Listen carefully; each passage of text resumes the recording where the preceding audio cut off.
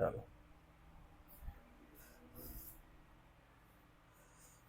नमस्कार दोस्तों, आप सभी का अपने YouTube channel Balaji education centre पर स्वागत है। बालाजी एजुकेशन सेंटर से मैं गोविंद सर जी। देखिएगा,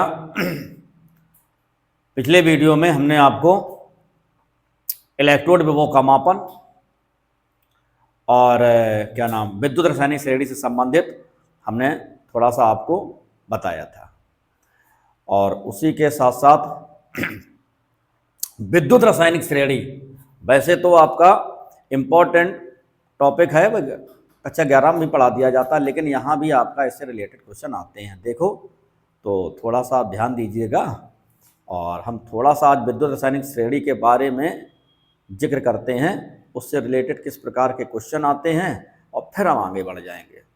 ठीक है, उसके अनुप्रयोग भी आपको बतलाने हैं, शॉर्ट में बताया था उस दिन। देखो इधर, तो यहाँ पर पीछे हमने आपको इलेक्ट्रोड विभव, मानक इलेक्ट्रोड विभव, है ना, ये सारी चीजें पढ़ाई थी।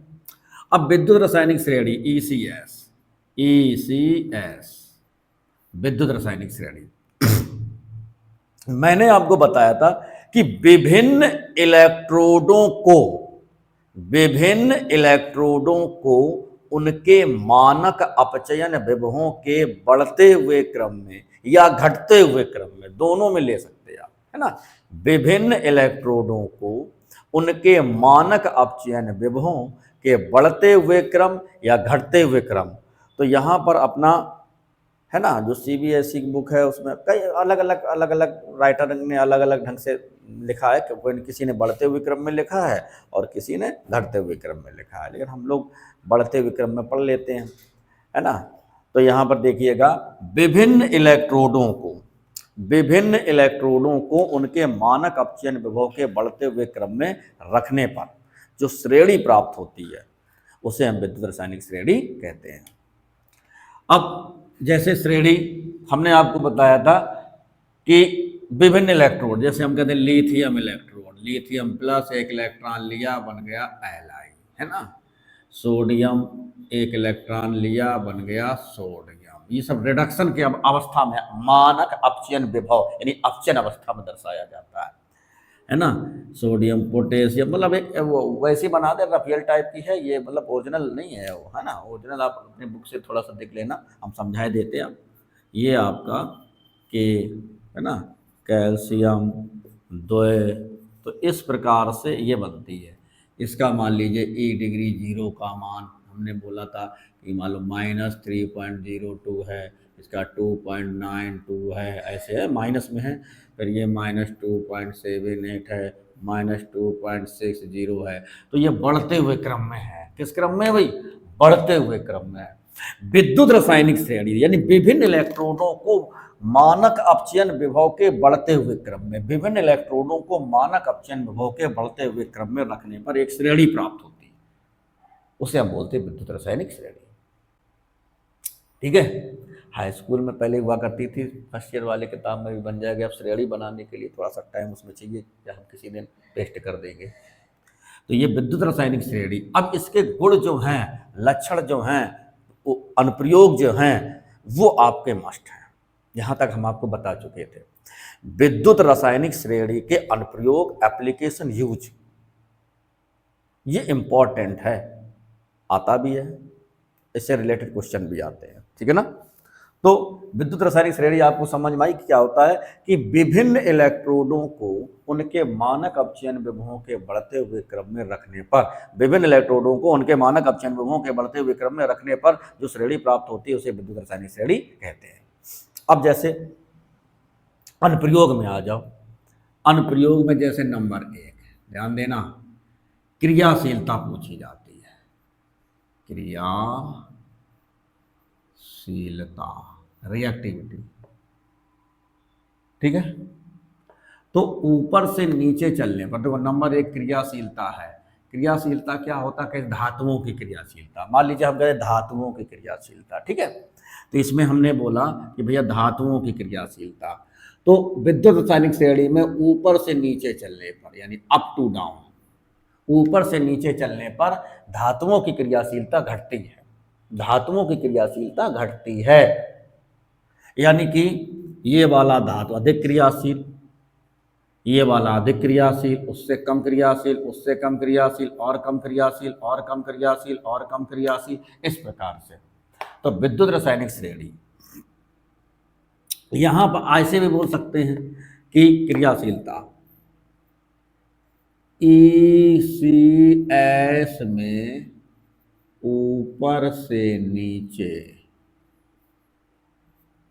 चलने पर, है ना, ऊपर से नीचे चलने पर क्रियाशील धातुओं की क्रियाशीलता, धातुओं की क्रियाशीलता घटती है। धातुओं की क्रियाशीलता घटती है। ठीक है, बात समझ में आ रही। तो ऊपर से नीचे चलने पर धातुओं की क्रियाशीलता घटती है, अर्थात हम कह सकते हैं जिस धातु का मानक अपचयन विभव का मान, ये सबके मानक अपचयन विभव के मान दिए हैं, जिस धातु का मानक अपचयन विभव का मान जितना कम होगा वह धातु उतना ही अधिक क्रियाशील होगा, है ना। ये सबसे अधिक क्रियाशील मान कम, उससे ज्यादा इसका मान ये कम क्रियाशील, ये और कम क्रियाशील, ये और कम क्रियाशील, है ना। तो विद्युत रासायनिक श्रेणी में ऊपर से नीचे चलने पर धातुओं की क्रियाशीलता लगातार घटती है। पहला पॉइंट ये मान लो आपके ECS के लक्षण है, विद्युत रासायनिक श्रेणी के लक्षण। ठीक है, विद्युत रासायनिक श्रेणी के लक्षण।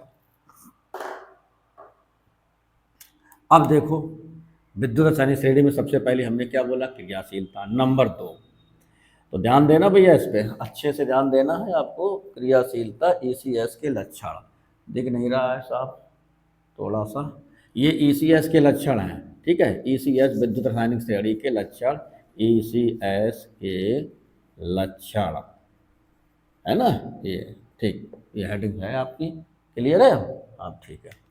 तो क्रियाशीलता ECS में ऊपर से नीचे चलने पर क्रियाशीलता घटती है। पहला पॉइंट, क्रियाशीलता समझ में आई, धातुओं की क्रिया करने की दर, है ना। जो अधिक क्रियाशील धातु है वो ऊपर है, और जैसे उसकी क्रियाशीलता घटती जाती है वैसे वो नीचे क्रियाशीलता, है ना। सबसे अधिक क्रियाशील, उससे कम क्रियाशील, उससे कम क्रियाशील, उससे कम क्रियाशील, उससे कम क्रियाशील। हम ऐसे भी समझ सकते हैं कि जिसका E डिग्री का मान जितना कम होगा वह धातु उतना ही अधिक क्रियाशील होता है। ठीक है भाई। इसी दूसरी बात सक्रियता, रिएक्टिविटी, सक्रियता, ये एक्टिविटी। अब आ जाओ सक्रियता की हम बात करते हैं। तो सक्रियता और क्रियाशीलता लमसम सेम है, ज़्यादा डिफरेंस नहीं है। तो सक्रियता भी धातुओं की ऊपर से नीचे, है ना, धातुओं की सक्रियता ऊपर से नीचे ECS में, कहाँ की बात हो रही है, ECS में, ECS में ऊपर से नीचे चलने पर घटती है। ठीक है भाई। सक्रियता में भी वही पॉइंट है कि ऊपर से नीचे चलने पर धातुओं की सक्रियता घटती है। ठीक है, अधिक सक्रिय, कम सक्रिय, उससे कम सक्रिय, सबसे कम सक्रिय। ठीक है, ये हो गई आपकी सक्रियता, ये हो गई क्रियाशीलता। नंबर 3, ठीक, अपचायक क्षमता, अपचायक क्षमता, नोट कर लेना इसको ध्यान से। अपचायक क्षमता क्या होता है भाई, धातुओं के इलेक्ट्रॉन त्यागने की क्षमता, है ना। तो अपचायक क्षमता होती इलेक्ट्रॉन त्यागने की क्षमता। तो जिस धातु का E डिग्री का मान जितना कम है वह उतनी ही तेजी से इलेक्ट्रॉन त्यागता है। यानी कि ऊपर से नीचे चलने पर अपचायक क्षमता भी घटती है ना।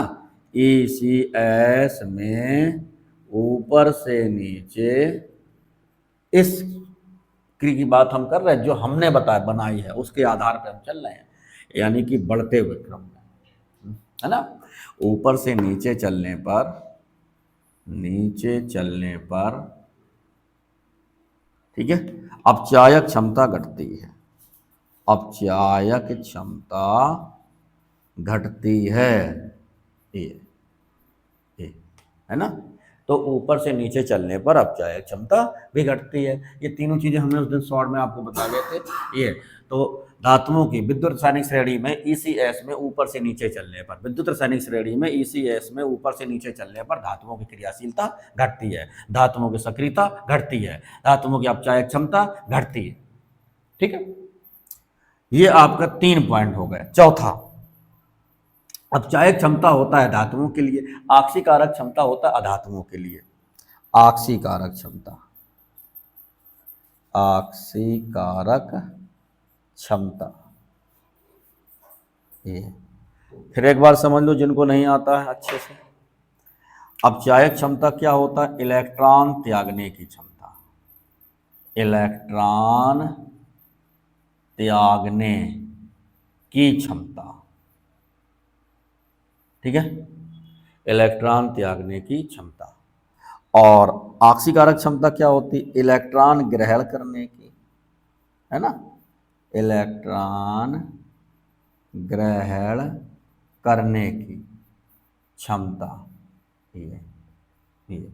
ये आक्सीकारक क्षमता हो गया। आक्सीकारक क्षमता संबंधित है अधातुओं से, अधातुओं से।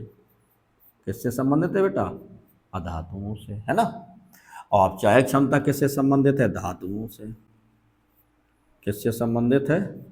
धातुओं से संबंधित है ना। आक्सीकारक क्षमता क्या होता है? इलेक्ट्रॉन ग्रहण करने की क्षमता। अपचायक क्षमता क्या होता है? इलेक्ट्रॉन रिलीज करने की क्षमता। इलेक्ट्रॉन रिलीज करने की क्षमता ऐसे मान लो जैसे Na है, Na ने एक इलेक्ट्रॉन रिलीज किया, ठीक है ना। तो इलेक्ट्रॉन रिलीज करने की क्षमता, इलेक्ट्रॉन निकालने की क्षमता। इसमें जैसे Cl है, एक इलेक्ट्रॉन ले लिया, हो गया Cl माइनस, तो ये इलेक्ट्रॉन ग्रहण करने की क्षमता है ना, इलेक्ट्रॉन ग्रहण करने की क्षमता। तो ये इलेक्ट्रॉन ग्रहण किया जा रहा है ये, तो इलेक्ट्रॉन ग्रहण करने पर ऋणात्मक आयन बनता है, इलेक्ट्रॉन त्यागने पर धनात्मक आयन बनता है ना। समझ में आ रहा होगा, ध्यान से देखिए। तो धातुओं की अपचायक क्षमता होती है, अधातुओं की आक्सीकारक क्षमता होती है। तो अब आ जाओ टेबल सीरीज की हम बात करते हैं।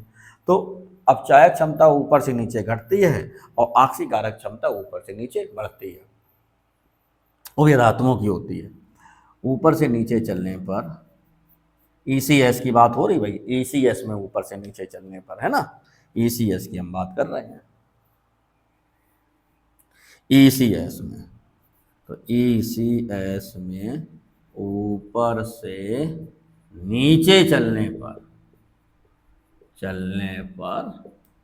ठीक है भाई, आक्सीकारक क्षमता बढ़ती है। आक्सीकारक क्षमता बढ़ती है, बढ़ती है। इतनी चीज आपको क्लियर हुई? हो गया पूरा, ठीक। तो ये चीज आपको समझ में आ रही होगी। सबसे पहले क्रियाशीलता, फिर इसके बाद सक्रियता, फिर इसके बाद अपचायक क्षमता, और फिर इसके बाद आक्सीकारक क्षमता।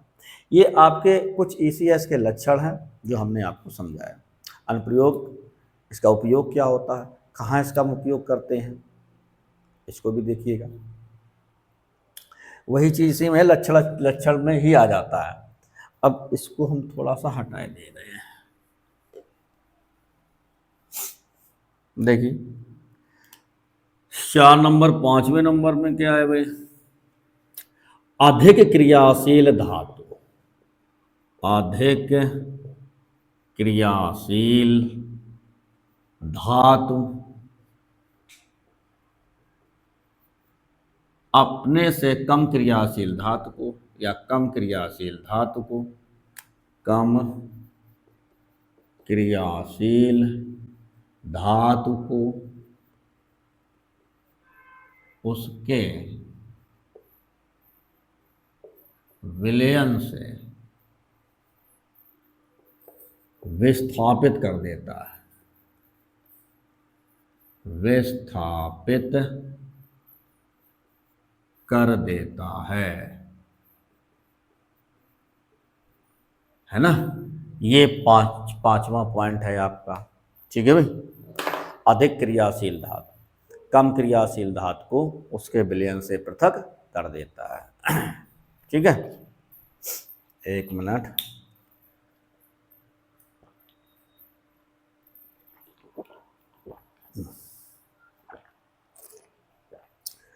अब देखो यहां पर कि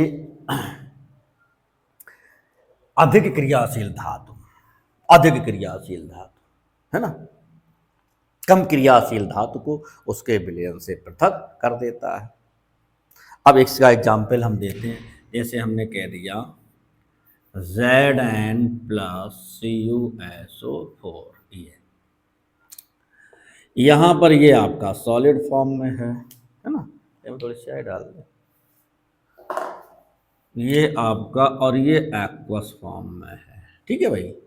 अब आपको या तो मालूम हो, टेबल तो आपको बनानी है, ठीक है, श्रेणी ECS, ऊपर वाले अधिक क्रियाशील, नीचे वाले कम क्रियाशील। आप जब सीरीज बनाओगे तो बनाते चले जाओगे, बीच में H आ जाएगा, हाइड्रोजन, हाइड्रोजन ने इलेक्ट्रॉन लिया, वहाँ दिखेगा नहीं आपको, अभी हम यहीं समझाते हैं। तो ये अधिक क्रियाशील धातु है। कैसा है बेटा? अधिक क्रियाशील। ये, और ये आपका एक्वस विलयन है, लेकिन है ये कम क्रियाशील, ये कम क्रियाशील है, कम क्रियाशील, कम क्रियाशील। तो अधिक क्रियाशील कम क्रियाशील धातु को उसके विलयन से विस्थापित कर देती है। क्या बन जाएगा? ZnSO4 plus C। ये आपका बन गया, विस्थापन हुआ। तो अधिक क्रियाशील धातु कम क्रियाशील धातु को किस प्रकार से विस्थापित करेगी? आप ऐसे समझ लो कि जैसे दो व्यक्ति हैं, एक अच्छा खासा ताकतवर है, और तुम थोड़े दुबले पतले हो, और तुम सीट पे बैठे हो, अब वो आया है, उठ, और तुम उसकी शक्ल तरफ देखोगे तुरंत उड़ जाओगे। वो ज़्यादा क्रियाशील है ना, मजबूत है, एक झापड़ मारा है तो कहा तुम सीट के नीचे आ जाओ। तो बात समझ में आ रही है? तो वो अधिक क्रियाशील धातु। अब कम क्रियाशील धातु, अब वहीं पर अधिक पावरफुल बैठा हुआ है, अब छोटा सा आ जाए बच्चा, उठ, तो उड़ जाएगा नहीं। पावरफुल, यहाँ ताकत की बात हो रही है, अधिक क्रियाशील की बात हो रही है। बात समझ में आ रही है? तो यहाँ पर आपका ये अधिक क्रियाशील धातु है। कैसा है भाई? अधिक क्रियाशील धातु है, ये कम क्रियाशील है। तो अधिक क्रियाशील धातु कम क्रियाशील धातु को उसके विलयन से पृथक कर देता है। तो ये क्वालिटी भी होती है विद्युत रासायनिक श्रेणी में, है ना, विद्युत रासायनिक श्रेणी में ये क्वालिटी भी होती है। ये पॉइंट आपको समझ में आ रहे होंगे।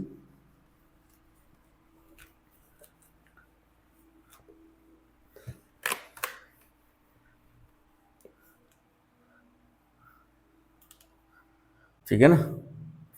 अब देखिए, अब जैसे इसी एग्जाम्पल को हम उल्टा कर दें, हम यहाँ कर दें Cu प्लस ZnSO4, ये अब यहाँ पर ये कम क्रियाशील है, ये अधिक क्रियाशील है। अभी मैंने बताया आपको ऊपर, है ना, विद्युत रासायनिक श्रेणी के आधार पर। देखो विद्युत रासायनिक श्रेणी आप बनाओगे, लिथियम का बनाया, है ना, पोटेशियम का बनाया, सोडियम का बनाया, मैग्नीशियम का बनाया, ऐसे बनाते बनाते हाइड्रोजन तक आप पहुंच जाओगे।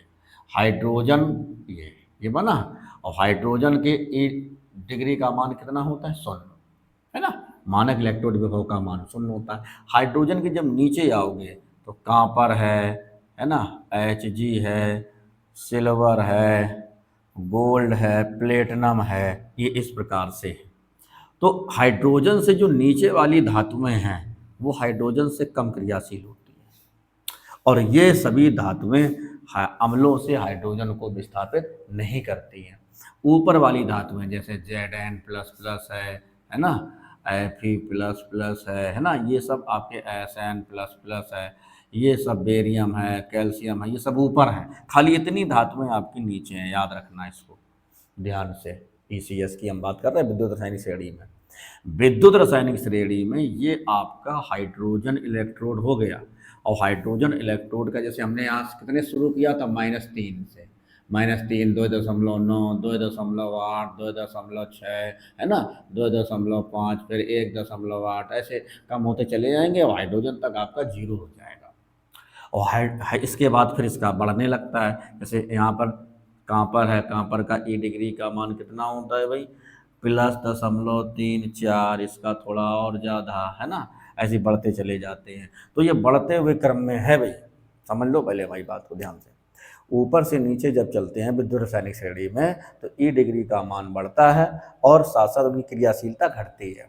हाइड्रोजन अधिक क्रियाशील है। अब देखो जैसे ये वाला क्वेश्चन है, अब इसमें ये कम क्रियाशील है, कम क्रियाशील, और ये अधिक क्रियाशील है, अधिक क्रियाशील, है ना, अधिक क्रियाशील।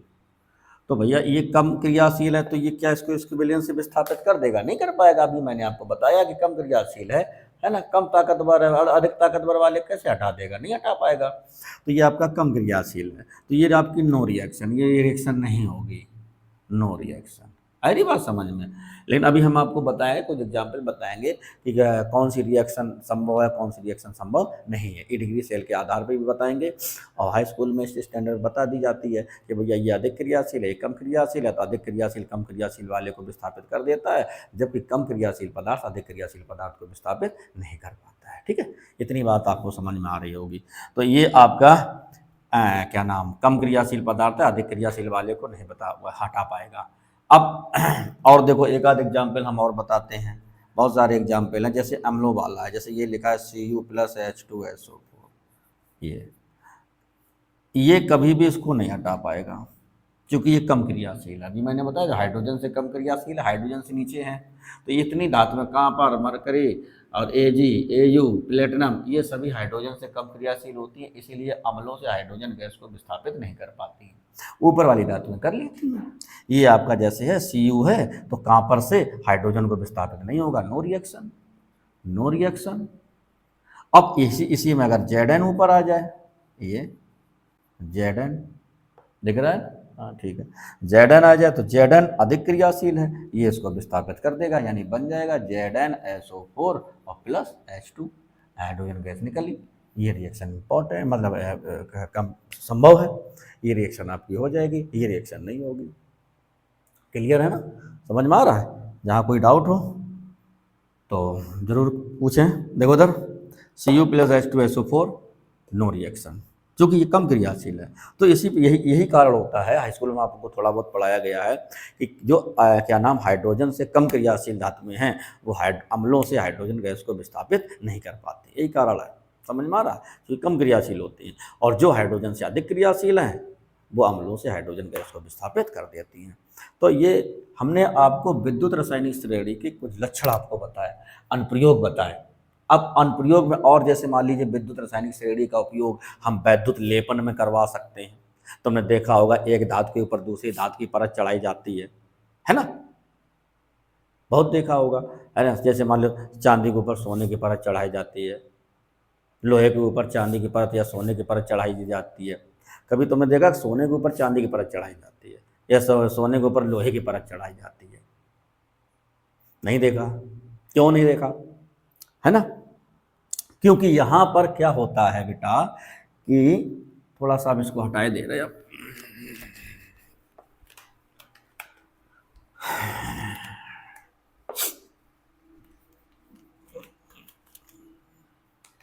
देखो तुमने देखा होगा, जैसे मान लीजिए ये कोई वस्तु लोहे की है और इसके ऊपर हम किसकी परत चढ़ा सकते हैं? चांदी की, सोने की, तांबे की, है ना। ये लोहे की है, ये कोई वस्तु लोहे की है, ऐफी। ऊपर हम चढ़ा सकते हैं Cu, Ag, Au, है ना, इनकी परत हम चढ़ा सकते हैं, Pt, इनकी परत चढ़ा सकते हैं। तो ऐसा क्यों होता है? क्योंकि नीचे वाला जो धातु होता है वो अधिक क्रियाशील होता है, और अधिक क्रियाशील धातु के ऊपर हम कम क्रियाशील धातु की परत चढ़ा सकते हैं। है ना। कम क्रियाशील धातु, ये कम क्रियाशील धातु की परत रहेगी आपकी। ठीक है भाई, दिख रहा है, कम क्रियाशील धातु की परत रहेगी। क्योंकि कम क्रियाशील धातु हवा के साथ कम क्रिया करेगा, यानी बाहरी पदार्थों के साथ कम क्रिया करेगा, है ना। बाहरी पदार्थों के साथ, हवा के साथ, वायु के साथ, नमी के साथ इत्यादि और तमाम प्रकार के, है ना, तो कंडीशन लागू होती हैं। तो यहाँ पर ये जो आपकी ऊपर वाली परत है वो कम क्रियाशील होती है, और कम क्रियाशील धातु होती है तो ज़्यादा समय तक टिकी रहती है ना। जलने को आप लोहे की सोने के ऊपर लोहे की परत चला दो, लोहा अधिक क्रियाशील होता है, जैसे पानी पड़ेगा उसमें जंग लग जाएगी, वो हट जाएगा, है ना। और भी धातु जो अधिक क्रियाशील धातु हैं, अगर उनको ऊपर चढ़ाओगे तो उसमें जंग लग जाएगी, जंग लग जाएगी तो तुरंत मामला खत्म, है ना। तो ये चीज़ आपको समझ में आनी चाहिए। तो हम अधिक क्रियाशील, हाँ एक प्रोसेस है गैल्वनीकरण, एक प्रोसेस आपने पढ़ा होगा गैल्वनीकरण, गैल्वनीकरण, है ना, हाई स्कूल में पूछा जाता है। इसमें क्या होता है, Fe के ऊपर Zn की परत चढ़ाई जाती है, जिंक की परत चढ़ाई जाती है। ये गैल्वनीकरण करण प्रोसेस है। इसमें लोहे के ऊपर जिंक की परत चढ़ाई जाती है ना, और जिंक इसमें अधिक क्रियाशील है, तो इसमें पतली परत चढ़ाई जाती है, बिल्कुल पतली। अगर जिंक की गैल्वनीकरण का एक मतलब है कि अधिक क्रियाशील है, लेकिन अगर इसकी पतली सी भी परत बनी है तो वहाँ पर जंग नहीं लगती, इसलिए थोड़ा यह कारगर होता है लंबे समय के लिए। अगर थोड़ी भी परत रह गई, भले उसकी मोटी परत चढ़ाई जाती, लेकिन अगर इसकी थोड़ी पतली भी परत रह गई तब भी ये जंग को नहीं लगने देता, नमी और पानी को नहीं आने देता है ना। तुमने देखा होगा जो तो ये सारी चीज़ें हैं। ये हम क्रियाशीलता की बात कर रहे हैं, किसकी बात कर रहे हैं भाई, क्रियाशीलता की हम बात कर रहे हैं। तो गैल्वनीकरण प्रोसेस एक ऐसा प्रोसेस है, आपने हाई स्कूल में भी पढ़ा है ना, हाई स्कूल में भी पढ़ा है। तो ऊपर वाली जो परत है, ऊपर वाली जो परत है, ये आपका इसमें अधिक क्रियाशील है और ये कम क्रियाशील, बाकी में आपका अधिक क्रियाशील अंदर रहता है, कम क्रियाशील बाहर रहता है। ठीक है,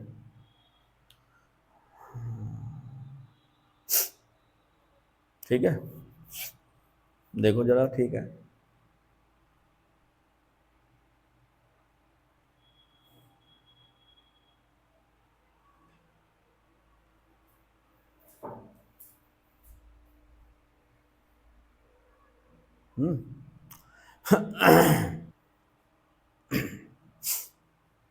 देखिएगा, तो यहाँ पर ये गैल्वनीकरण है। अब इसमें होता क्या है आपका, ठीक है, यानी कि यहाँ पर हम आपको एप्लीकेशन पढ़ा रहे हैं विद्युत रासायनिक श्रेणी के लक्षण, और साथ में अनुप्रयोग भी चल रहे हैं भाई, अनुप्रयोग है ना, भी चल रहे हैं साथ में, एक ही बार है, ज़्यादा डिफरेंस नहीं। देखो, तो यहाँ पर आपने देखा है कि विद्युत रासायनिक श्रेणी की सहायता से, पहले तो हम लक्षण करवाए, अब चायक क्षमता घटती है, आक्सीकारक क्षमता बढ़ती है ऊपर से नीचे चलने पर, है ना, क्रियाशीलता घटती है, सक्रियता घटती है। हाँ, एक धातु अधिक क्रियाशील धातु कम क्रियाशील धातु को उसके विलयन से विस्थापित कर सकता है। गैल्वनीकरण प्रोसेस भी विद्युत रासायनिक श्रेणी की ही अनुप्रयोग है। अब विद्युत रासायनिक श्रेणी की सहायता से हम E डिग्री सेल, पूरे सेल का विभव, सेल विभव भी ज्ञात कर सकते हैं।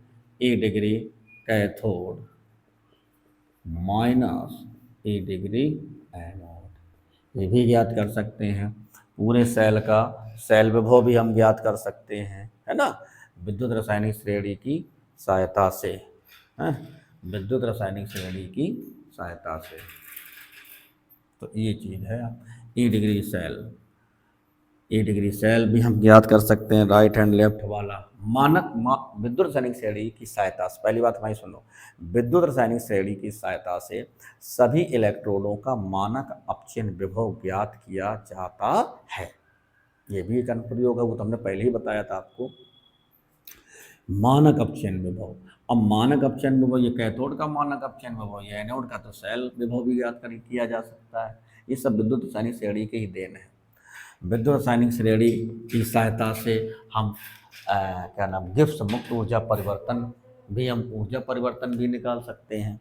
ये वाला आपने फार्मूला भी हम पढ़ाएंगे, इस पर न्यूमेरिकल भी हैं, डेल्टा जी डिग्री बराबर minus N F E degree cell. ये फार्म इसमें सब पे न्यूमेरिकल है, इस पे भी न्यूमेरिकल है आपके, है ना बेटा। इसमें से सेल विभव निकाला जाता है। इसमें किसी भी रासायनिक अपक्रिया के संपन्न होने की क्षमता, फिजिबिलिटी को दर्शाया जाता है। दर्शा इससे भी सकते हो, इससे भी दर्शा सकते हो। ई डिग्री का मान, ई डिग्री सेल का मान यदि धनात्मक है तो होने वाली रासायनिक अपक्रिया संभव है, और अगर ई डिग्री सेल का मान धनात्मक नहीं है, ऋणात्मक है ना, ई डिग्री सेल सही, अब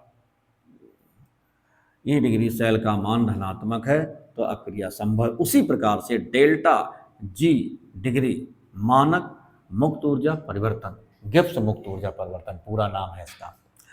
तो ये आपका अगर इसका मान ऋणात्मक है, अब समझ लो इसका मान अगर धनात्मक आएगा तो ये धनात्मक वैल्यू रखी जाएगी। और फैराडे, ये फैराडे कांस्टेंट है, इसका मान होता है 96,500 कूलम। ठीक है भाई। और एन बराबर है नंबर ऑफ इलेक्ट्रॉन्स, इलेक्ट्रॉनों की संख्या, इलेक्ट्रॉनों की संख्या। तो ये यहाँ से हम किसी भी रासायनिक अपक्रिया की संभावना को प्रकट करते हैं। फिर हम आपको बताए दे, एक बात हमारी ध्यान से सुन लो। यदि ई डिग्री सेल का मान, है ना, यदि ई डिग्री सेल का मान किसी भी अपक्रिया के लिए, रासायनिक अपक्रिया के लिए हम कहते हैं कि this reaction is possible and not possible, और this reaction is feasible and not feasible. तो फीजिबल मीन संभव और नॉट फीजिबल असंभव। तो कौन सी अपक्रिया संभव है? तो यानी कि ई डिग्री सेल का मान यदि पॉजिटिव है, ई डिग्री सेल का मान जैसे पॉजिटिव है ना, positive value of E degree cell, reaction is a feasible और पॉसिबल।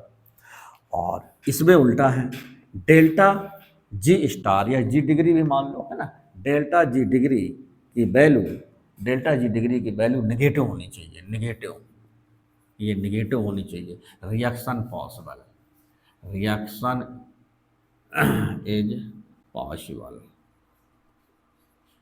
या फीजिबल, ये reaction is possible, reaction is possible. बात हमारी समझ में आ रही होगी आपको, है ना, पहुंच रही है भाई बात।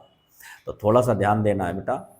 यहाँ पर ये इसकी वैल्यू अगर धनात्मक आती है तो अपक्रिया संभव है, और इसकी वैल्यू ऋणात्मक आती है तो अपक्रिया संभव है, लेकिन दोनों एक दूसरे से रिलेटेड है। आप समझ लो भाई, नंबर ऑफ इलेक्ट्रॉन तो इलेक्ट्रॉन की संख्या होगी 1 2 3 4 5। फैराडे का मान निश्चित है 96,500 कूलम। अब बचा इसका मान, तो इसका मान अगर धनात्मक होगा तो ही ये वैल्यू ऋणात्मक आएगी, और वैल्यू ऋणात्मक आई तो इसका मतलब रिएक्शन इज पॉसिबल, है ना। गिब्स मुक्त ऊर्जा परिवर्तन, कितनी ऊर्जा निर्मुक्त हुई, कितनी ऊर्जा परिवर्तित हुई, वो सारी चीज़ें इसमें पूछी जाती हैं। तो डेल्टा जी डिग्री गिब्स मुक्त ऊर्जा परिवर्तन हम लिखे दे रहे हैं। मानक, डिग्री लिखा है तो मानक लगा देना, मानक गिब्स मुक्त ऊर्जा परिवर्तन, है ना। तो ये आज आपको अच्छे से समझ में आई होगी। ये आपका क्या है बेटा, ये दो रिएक्शन से हम ये क्लियर करते हैं कि कौन सी रिएक्शन संभव है, कौन सी रिएक्शन संभव नहीं है।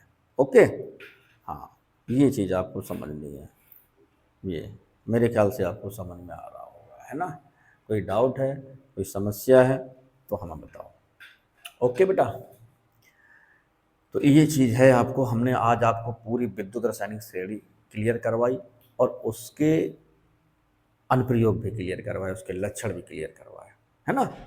तो यहाँ से हम विद्युत रासायनिक श्रेणी, अब विद्युत रासायनिक श्रेणी में छोटे छोटे क्वेश्चन से आते हैं आपके, ये अभी हमने आपको बताया था, है ना। अब ये ज़्यादा नहीं आते, 3 4 क्वेश्चन की मुद्दे है कि इसकी सक्रियता है, इसकी सक्रियता इतना दिया है, मानक मानक अपचन विभव का मान दिया है, उसे सक्रियता ज्ञात कीजिए, है ना। ये सारी चीज़ें दी जाती हैं। ये आपको समझ में आया होगा, ये फार्मूले अभी हम इसमें न्यूमेरिकल लगवाएंगे भाई, है ना, ये चीज़। तो ये आपने पढ़ा, हमने क्या पढ़ा है आपको, विद्युत रासायनिक श्रेणी, विद्युत रासायनिक श्रेणी और उसके अनुप्रयोग, ठीक है ना, क्लियर। इसके बाद हम आगे चलते हैं।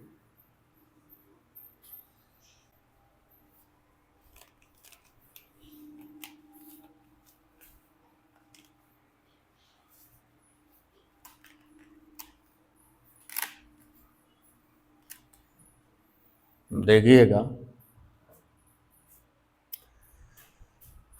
इसके बाद आप डालिएगा नर्स समीकरण।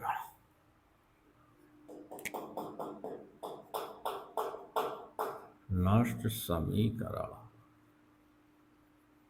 ये